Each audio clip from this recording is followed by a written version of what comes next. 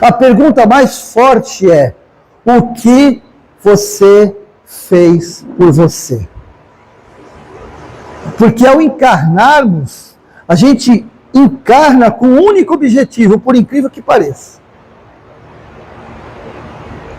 que somos nós. Nos tornarmos pessoas melhores. Puxa vida, mas eu fui numa casa espírita e o médium falou que eu encarnei para cuidar da minha mãe, cuidar do meu marido, cuidar do meu filho. Não. Eles são ferramentas, personal trainings, para nos tornar pessoas melhores.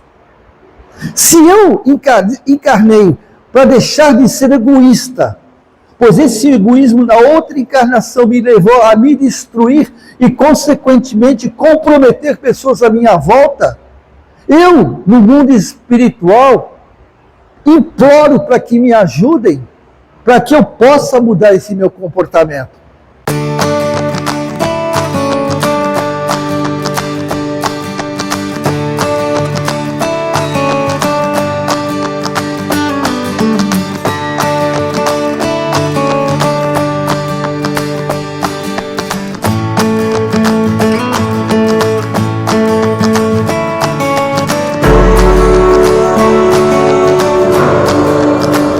Na época de Moisés,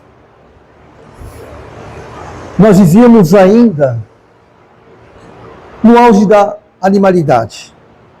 Já éramos seres racionais, porém ainda tinha um instinto animalizado. Vivíamos em conflitos, em atritos, onde o ódio prevaleceria, a vingança também, mas tínhamos lá dentro de nós um sentimento de que existia uma força acima de todos nós. E aí, nós adorávamos vários deuses. Eu falo nós, porque somos seres reencarnacionistas. E nós estamos lá. Nós estamos lá naquela época, ou no mundo material, ou no mundo espiritual. Mas estávamos vivendo naquela egrégora, naquela energia do momento. Crianças que éramos, estávamos crescendo. E as leis foram trazidas. E alguns, mais resistentes, acabavam sendo apedrejados, que não seria o ideal na época, mas todos ainda estávamos na ignorância.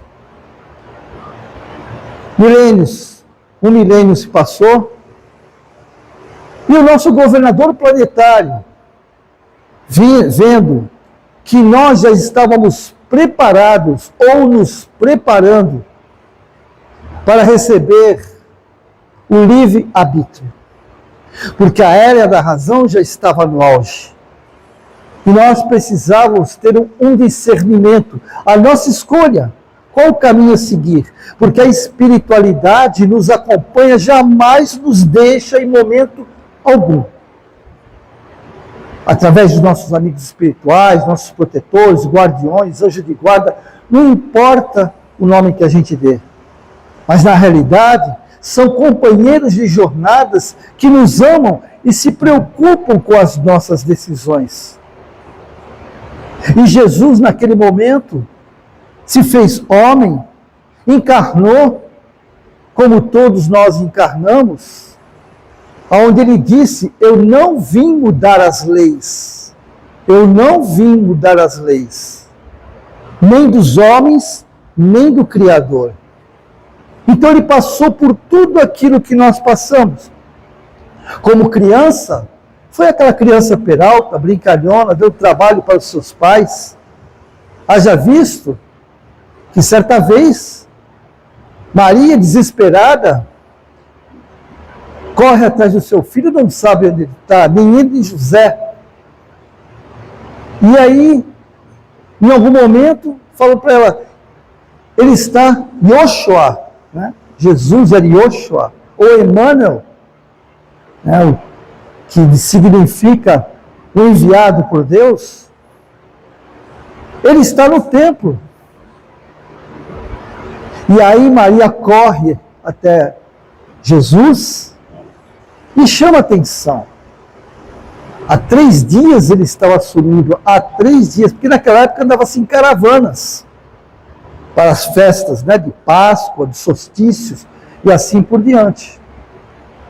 E eles procuraram Jesus por 3 dias e não encontraram, até que finalmente, já Maria desesperada recebe a notícia que ele estava no templo. E lá, ao chegar, Jesus chama a atenção de Maria, com 12 anos.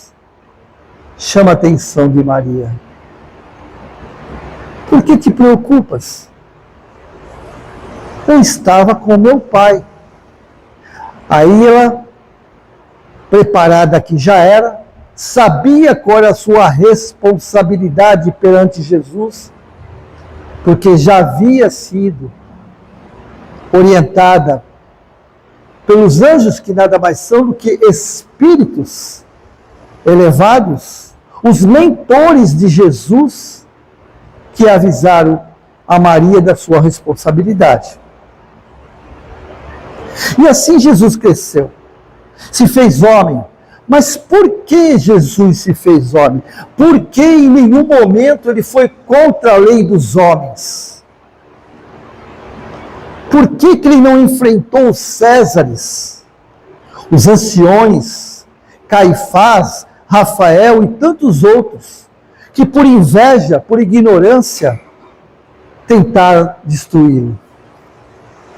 Porque ele queria mostrar para todos nós que estávamos com ele, que nós poderíamos fazer o que ele fez e muito mais.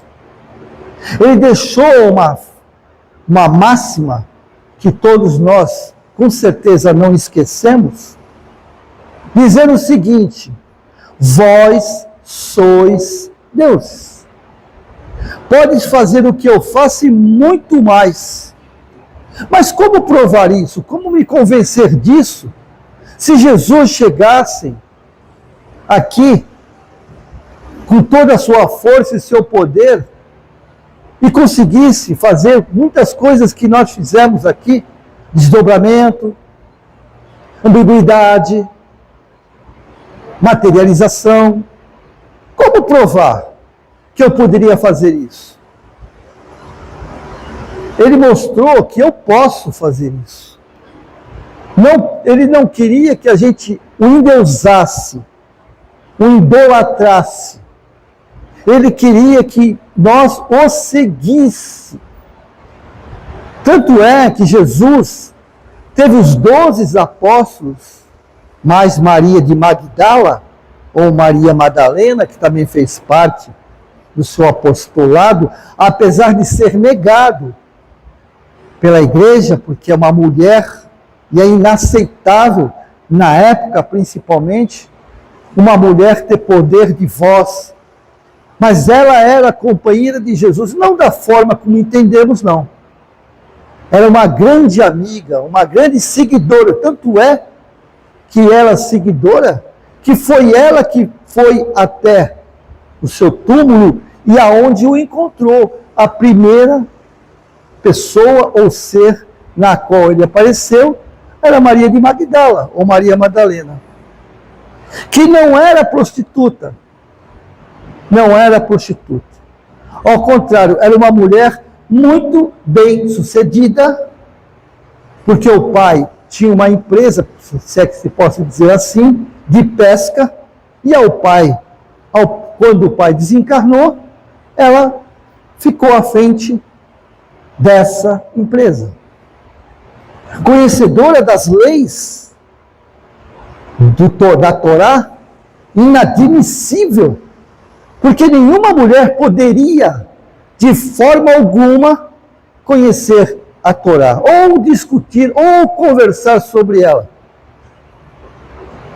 Os homens se reuniam para os estudos, as mulheres tinham que se afastar do local. Assim era aquela época.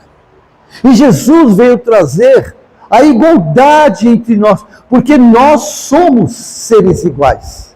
Podemos estar num corpo feminino agora, mas já fomos João, já fomos Pedro, já fomos Maria, já fomos Antônio, somos espíritos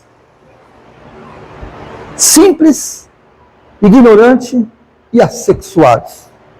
Nós não somos homens, nós não somos mulheres, nós estamos homens, estamos mulheres. Para que nós possamos, de alguma maneira, cumprir com o nosso projeto reencarnatório, com as nossas necessidades individuais, intransferíveis. Eu quero aqui chegar a esse ponto importante. Nós não temos como Jesus não teve, porque ele passou por tudo aquilo, por todos os problemas, todas as perseguições, as dores, os sofrimentos, sem reclamar. Ele aceitou que nós, no momento de decisão crucial de nossas vidas, não da vida de Jesus, que nós escolhêssemos a materialidade ao invés da salvação que ele nos prometeu. Porque quando Jesus encarnou, não reencarnou, porque Jesus não reencarnou, ele encarnou. E outra coisa, uma notícia ruim para todos nós: Jesus não vai voltar. Porque toda catástrofe que existe agora, toda pessoa que fala mal de Deus, fala mal de Jesus, morre. A gente ouve muito isso aí, tá vendo? Falou mal de Deus, morreu. Falou mal de Deus, vai ficar doente. Falou mal de Deus, uma nação, vem um terremoto, um maremoto. Isso é o que nós levamos conosco. Nós medimos o Criador e Jesus com a nossa própria régua, porque nós somos seres vingativos ainda. Porque somos crianças ainda em berçário. Nosso planeta Terra é um pequenino ponto, um fragmento dentro desse universo, onde tem 100 trilhões de galáxias, com outros trilhões de sóis e de planetas, e o próprio Jesus nos disse: há muitas moradas na casa de meu Pai. Então nós medimos Jesus com nossas próprias mãos. Ao contrário do que nós pensamos, do que nós queremos, para as nossas frustrações, aqueles que vivem na ignorância, na marginalidade, na criminalidade, na imoralidade, não serão punidos por Deus. Não serão punidos por Deus. Isso é a nossa ancestralidade religiosa, nossas crenças limitantes de que aquele que não cumpre com o seu projeto, com o seu objetivo, com a sua responsabilidade, ou até com os mandamentos, vão ser punidos, vão ser castigados por Deus. É um engano muito grande. Deus não pune, Deus não dá, Deus não castiga. Porque, como eu disse, na época de Jesus, quando nós começamos a entender a nossa essência através de Jesus, quando Ele me falou que a felicidade não é deste mundo, que o reino dele, nem o meu, é deste mundo. Porque esse reino esse universo que nós vivemos hoje, não é nosso. Nós estamos numa morada, numa estadia. Se não fosse assim, nós não desencarnaríamos. Isso aqui é um posto. Esse planeta é uma escola, já cansamos de ouvir falar disso, não é? É uma escola. E eu costumo dizer que não é escola, é uma universidade. Por quê? Porque a universidade tem enfermarias, né? E tem o reitor. Então, ora eu estou vivenciando em aulas, ora eu estou para baixo fazendo coisas que não devo, me comprometendo, e vou para a enfermaria. E uma das enfermarias do nosso planeta não tem só uma enfermaria. Tem várias UPAs, que são as casas espíritas. Ou melhor, eu vou ressignificar, são os templos espíritas.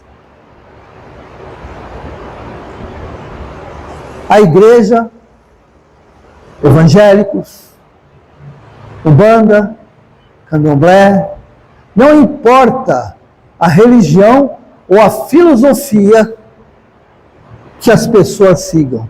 Todas elas são pontos, são portais para nos ajudar a nos reencontrar com a nossa essência. Porque a nossa essência é divina. Nós somos seres divinos, ou não? Não somos a imagem e semelhança de Deus? A gente entende de uma forma errada que a imagem e semelhança de Deus é o corpo físico, porque afinal de contas está lá na Bíblia as imagens de um homem forte, né, um velho forte, com barbas grandes, um braço, né, de sarado, e fica lá no trono, que nem a fábrica da Et, né? Esse sim, esse não. Esse sim, esse não. Nos julgando. E ao desencarnarmos, segundo a nossa ancestralidade religiosa, nós vamos para o purgatório para ser analisado. Se vamos para o céu, tocar harpa, ou se vamos para o inferno, queimar pela eternidade. Aí veio a doutrina dos espíritos, mudou tudo. Apagou o fogo do inferno, mandou o diabo embora e fez o quê? Mandou a gente para o umbral. O umbral de André Luiz. Onde tem fome, sede, frio, gente gritando. E até nisso nós erramos. Porque o umbral não é isso. Esse umbral é de André Luiz, não é o meu, não é o seu, não é o seu, não é o seu, não é o nosso. Porque a tradução de umbral é passagem, é soleira, vem do castelhano, é uma soleira, aquela peça que fica no chão, ou a porta. O umbral é a minha passagem quando eu perco a vitalidade do meu corpo físico. E nessa passagem, o que eu levo? Qual é a bagagem que eu levo? Qual é o sentimento? Qual é a emoção? Qual é o apego? O que eu fiz para mim? Para me tornar uma pessoa melhor? Antes de perguntar o que você fez para o outro. Por incrível que pareça. A pergunta mais forte é: o que você fez por você? Porque ao encarnarmos, a gente encarna com um único objetivo, por incrível que pareça. Que somos nós. Nos tornarmos pessoas melhores. Puxa vida, mas eu fui numa casa espírita e o médium falou que eu encarnei para cuidar da minha mãe, cuidar do meu marido, cuidar do meu filho. Não. Eles são ferramentas, personal training, para nos tornar pessoas melhores. Se eu encarnei para deixar de ser egoísta, pois esse egoísmo na outra encarnação me levou a me destruir e, consequentemente, comprometer pessoas à minha volta, eu, no mundo espiritual, imploro para que me ajudem, para que eu possa mudar esse meu comportamento. E às vezes, também é outra máxima que a gente tem que refletir, aqueles espíritos que estão conosco, necessariamente não foi aquele que nós prejudicamos na outra vida. Por que justiça seria essa? Se de repente aquele que eu prejudiquei, ele já me perdoou e está trabalhando pela sua evolução, e eu de repente pego na mão dele e falo: não, você vai encarnar comigo de novo, porque eu quero. Mas não, mas eu já te perdoei, está tudo bem. Não, mas você vai. As pessoas à nossa volta, como eu disse, são ferramentas. Então, se eu era egoísta, arrogante, prepotente, prejudiquei pessoas, o que eu vou fazer? Eu vou viver no meio de pessoas arrogantes, prepotentes e orgulhosas. Para que eu possa fazer o meu teste, a minha prova, e mostrar que eu vou vencer tudo isso. E nesse momento que nós estamos vivendo hoje, que nós, evidentemente, a mídia, né, nos amedronta demais. Mas espera aí, a mídia não está acontecendo, nós estamos vendo acontecer. O mundo está um caos. O mundo está um caos. O Brasil, então, nem se fala. Como adeptos, simpatizantes da doutrina dos Espíritos, ouvindo Emmanuel nos dizer, nós estamos no país que solicitamos estar. Estamos na família, não que queremos, mas que precisamos. Na sociedade que nós construímos. Na sociedade que nós estamos vivendo hoje, é construída por mim, pelo Newton Júnior. Porque existe uma lei universal que é intransponível e imutável. Lei da atração. Nós estamos no ambiente na qual nós atraímos para nós. À nossa volta existe um campo magnético que Emmanuel chama de campos mórficos. E ele é construído pelos nossos pensamentos. Que através dos nossos pensamentos, nós construímos a nossa ideoplastia, a nossa intenção, nosso paradigma, e essa construção tem uma base sentimental, aonde em cima daquilo eu faço avaliação sentimental. E dependendo daquilo que eu avalio, vai para o emocional. Se nós somos seres empáticos, entender que o outro está tendo essa reação agressiva, porque ele está doente, porque uma coisa é certa, pessoal. Quando a pessoa é agressiva, principalmente nós temos que entender isso com os nossos filhos. Não estou falando de educação, tá? É outro assunto, tá? Mínimo, essas coisas.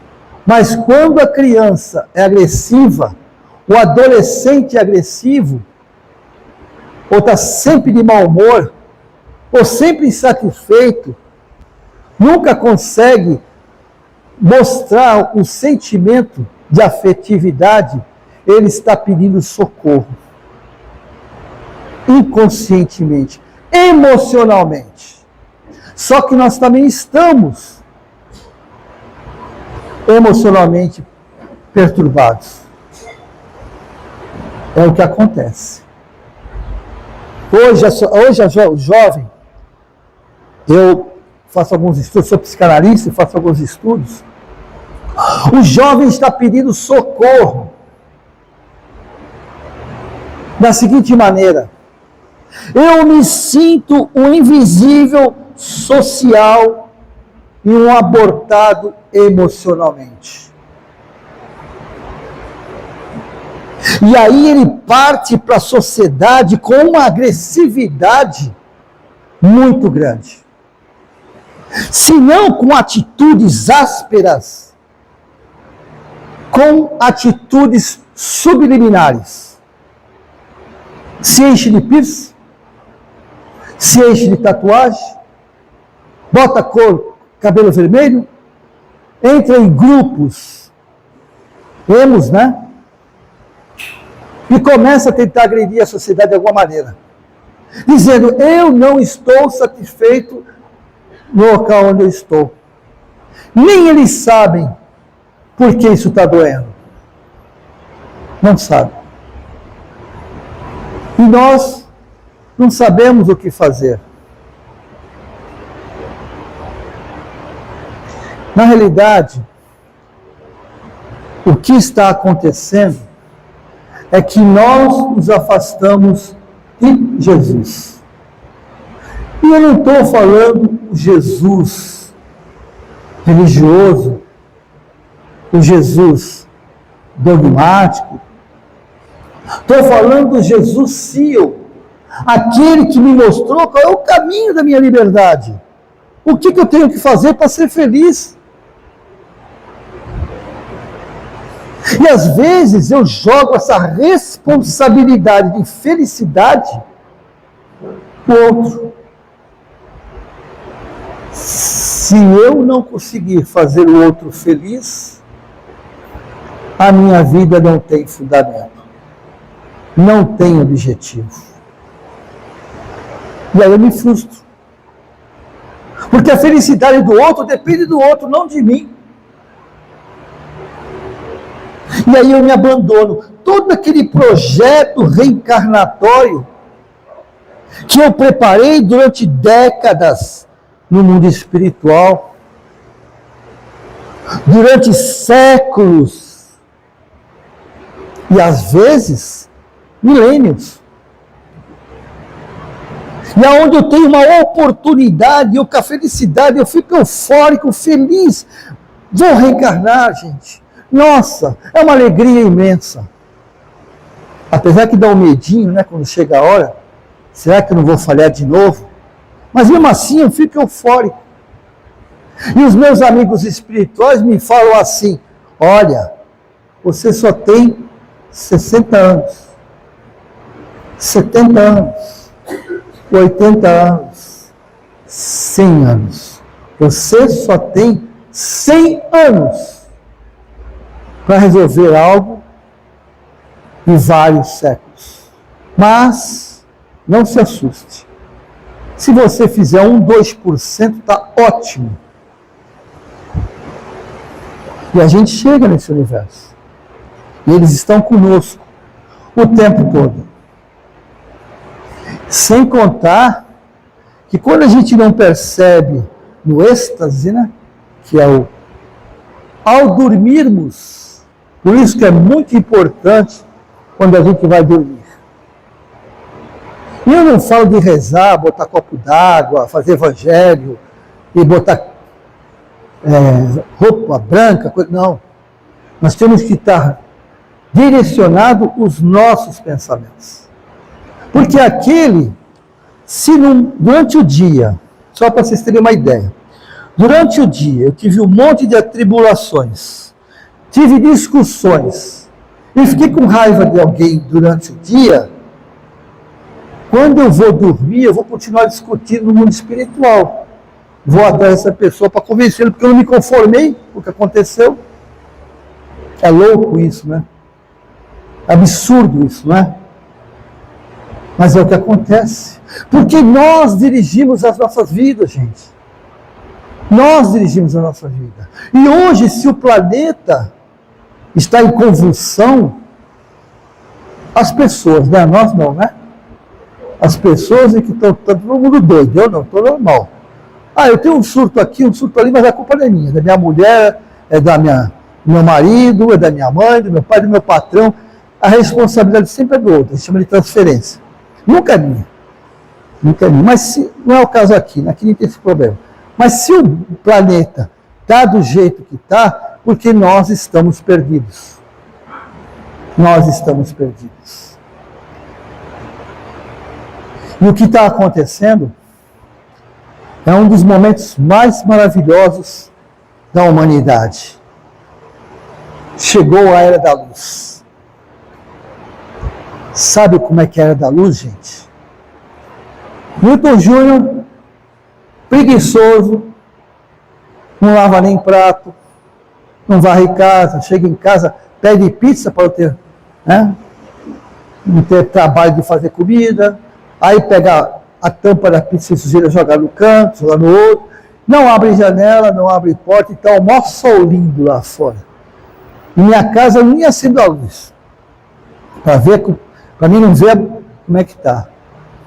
De repente, a natureza, é uma metáfora, tá, gente? Uma historinha. A natureza vem um vento e abre a janela. E o sol entra, e eu não esperava. E aí eu vejo a insalubridade que eu estava vivendo. E me assusto com aqueles insetos que vocês tanto adoram, aquelas baratinhas, né? E as baratas andando, os ratos, eu me assusto. Meu Deus!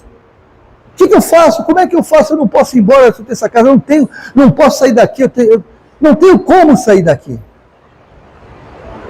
E a única coisa que eu posso fazer é limpar os porões do meu inconsciente. Remover essa toxicidade que eu arrastei. E eu preciso limpar. Só que eu não sei nem por onde começar, mas eu preciso começar. Então, com a era da luz, o que está acontecendo é que os porões do nosso inconsciente foram abertos. Estamos percebendo os nossos erros. E alguns criam remorso, outros escondem esse problema. E aí vem o quê? A depressão. Porque eu sei que há algo errado em mim, e até sei como resolver, mas não quero, estou com medo.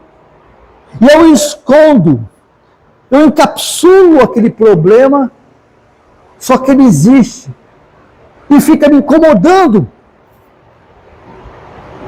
E eu não consigo entender o que está acontecendo. Transtorno de ansiedade, que é o excesso de futuro. Por que excesso de futuro? Eu não estou satisfeito com o meu presente. Não gosto do meu presente. Mas também não vou mudar, porque dá muito trabalho e dói bastante. Então amanhã vai ser melhor. Vai ser bem melhor. Sabe por que vai ser bem melhor? Porque eu venho nesta casa abençoada, tomo o passe. O meu nome está no grupo de orações. Olha que maravilha. Deus vai me ajudar. Deus é bondoso, é generoso, é justo, é bom. Ele me ama. Ele me ama. Jesus também me ama. Então eles vão resolver o meu problema. Eles vão resolver o meu problema. Só que o problema se resolve a não ser que eu tome uma decisão de mudar. E a ansiedade vem. A ansiedade vem. Por quê? Porque o amanhã vai ser melhor do que hoje. Só que o amanhã nunca chega. Mas, como eu disse, nós estamos vivendo num momento maravilhoso. Que significa o quê? Todos nós temos uma falange de espíritos à nossa volta. O tempo todo. A gente só precisa de uma coisa, apenas de uma coisa: ouvi-los.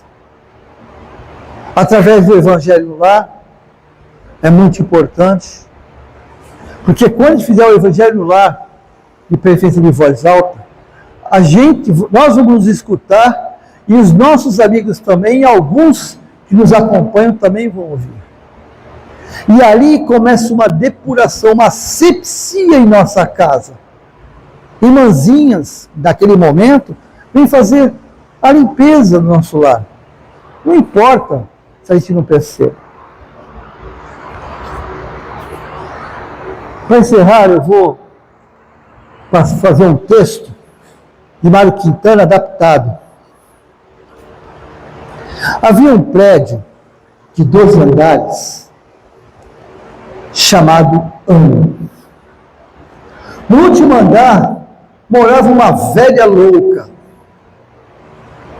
E ela era tão louca que toda vez nesse ano, mês a mês, ela subia um andar. Lentamente. Mas ela levava na bagagem dela apenas a fé e a esperança. Tudo aquilo, as suas mágoas, as suas frustrações, ela deixava no andar de baixo. E assim ela ia subir do andar por andar, sempre na confiança de que o próximo andar seria bem melhor. E degrau por degrau, ela confirmava a sua mudança. E assim ela foi todos os andares até chegar no último andar. Ela era chamada de velha louca porque ela acreditava na vida e acreditava em Deus. E na sua loucura, quando ela chegou no último andar, ela prometeu que quando todos os carros buzinassem, as sirenes tocassem, quando as pessoas gritassem, pulassem, se abraçassem de alegria, quando ela olhasse para os céus e fogos de artifícios competissem com as estrelas, no último ato de loucura, ela pularia. E a saltar, ela planearia nas asas da sabedoria. Chegava à porta do condomínio, agora criança. E as pessoas, nas suas correrias, preocupações, ansiedades, aquelas que paravam, olhavam. Quem é você, linda criança, de olhos verdes e cabelos dourados? Me diga o seu nome. E ela, assim, absorvida com a pergunta, olha e diz: será que eu vou ter que dizer tudo de novo, novamente? Quando eles vão aprender? Então, antes de entrar no prédio, eu direi o meu nome bem devagarinho. O meu nome é Esperança.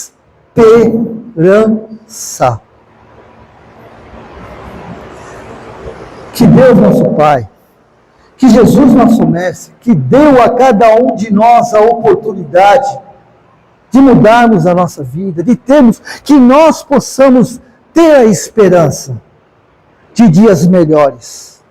Não importa o que acontece lá fora, não importa o que acontece aqui dentro, que reflete para o meu meio familiar, para os meus filhos, os meus companheiros, que possamos ter esperança. Desejo para vocês esse novo ano, que já se iniciou, mas que essa luz chamada Jesus, e que hoje tocou os seus corações, como toca todos os dias, possa iluminar os seus caminhos, as suas vidas, trazendo muita, muita paz, saúde principalmente, realizações e prosperidade. Muito obrigado, que Deus os abençoe. Deixe o seu like, se inscreva aqui no canal e ative o sininho para não perder nenhuma novidade por aqui.